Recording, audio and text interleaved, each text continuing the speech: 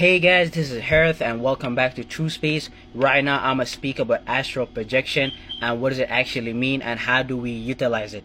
First you have to understand astral projection and all these metaphysical things that people speak about the internet are things that we do naturally. It's just that a lot of us are very unconscious of the fact that we do them. But the more we become aware of these things that we do from day to day, we could be able to utilize it on a more broader, higher level than utilizing for more dimensional things. So for that I mean using our ability to give birth to things, new things, as opposed to giving birth to lower third dimensional things that deal with death, aka things that already existed, things that are already dead. So instead of using our ability of becoming aware of new things for new things, we utilize it for becoming aware of more dead things, more things related to what?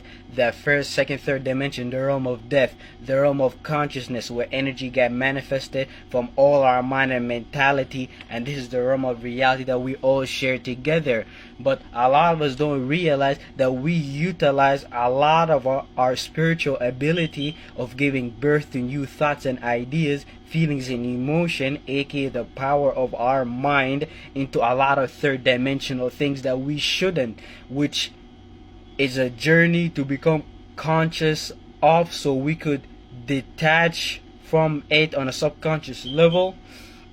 But it's actually a very long journey. But the more you become aware on how we utilize our natural abilities from day to day, the more we could take these same abilities and utilize them for higher purposes.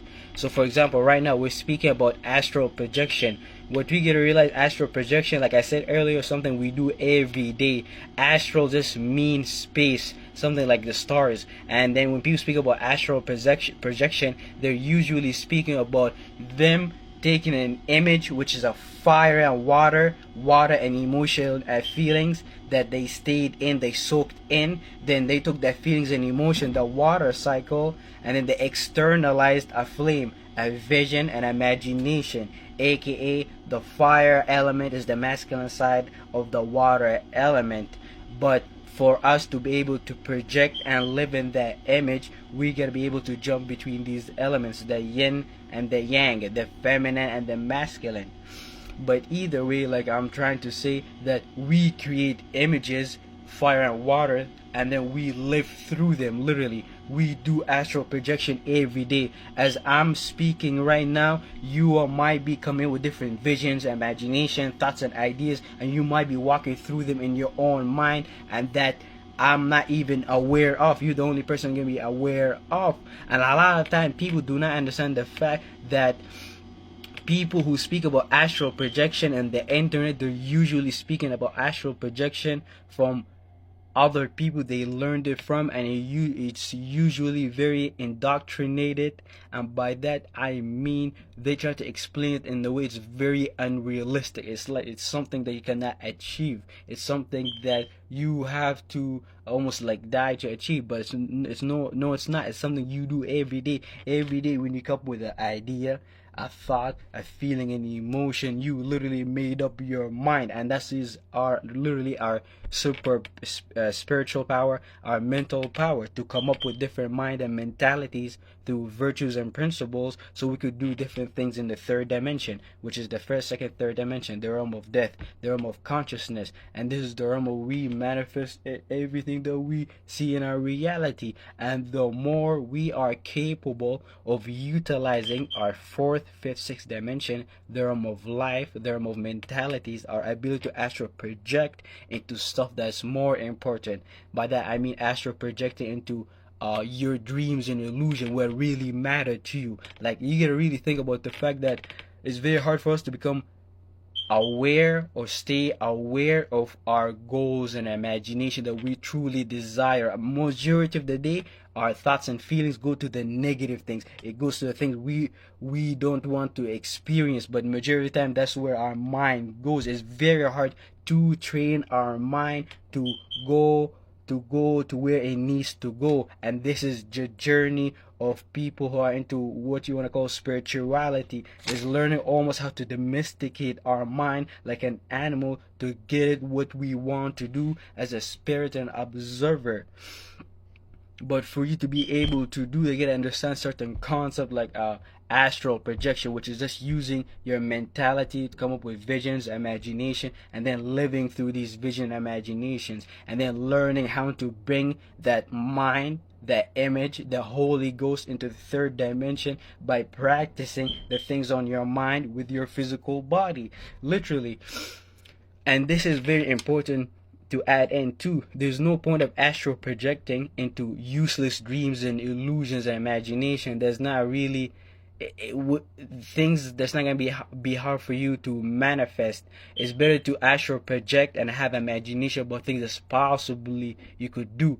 Obviously dream as big as you want, but be obviously realistic and learn how to sustain that spaceship, learn how to sustain the mind, that mentality, that way of thinking, that way of feeling about where you want to go. Because if you cannot sustain that spaceship, as you shoot off that spaceship, the spaceship is gonna get hit by all type of asteroids, all type of stars, all type of lights. Because just think about the fact, just try to remember your goal for longer than 10 minutes. It's very hard. The moment you remember your goal, you immediately start thinking about you might start thinking about other thoughts and feelings that start attacking your goal, aka your father and your mother. So you gotta learn how to stay in that astral projection to the place that you want to go in the future, as opposed to astral project about third dimensional things. They're usually more animalistic and does not get us anywhere. A lot of us like to daydream about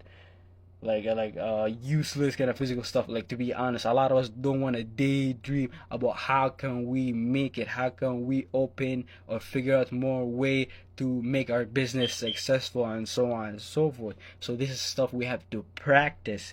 Literally, astral projection, this is an occult practice. Your ability to maintain a way of thinking and feeling about reality, it will determine how capable you are in the third dimension. Because the better you are at making up your mind astral projecting in the fourth, fifth, sixth dimension, the realm of life, the realm of subconscious, the more you'll be able to do things in the first, second, third dimension, the realm of death, the realm of consciousness where humans live. But this is the realm of existence where everybody get lost. And if you do not have the ability to magically think, make up your mind in different ways that other people cannot, then you won't be able to manifest certain scenarios that people cannot manifest for themselves. And we know for you to do something in the third dimension, you gonna have to put your mind in that space. You're gonna have to go to that space, that state of being, and jump into it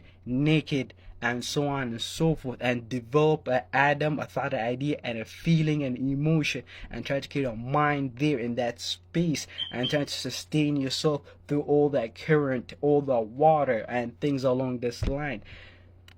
This is why it's very important for us to develop this subconscious ability to astral project to our desired destination, and not astral project to other people's destination, which happens a lot. Because you have to realize how the entire world got brainwashed, the entire third dimension got basically programmed.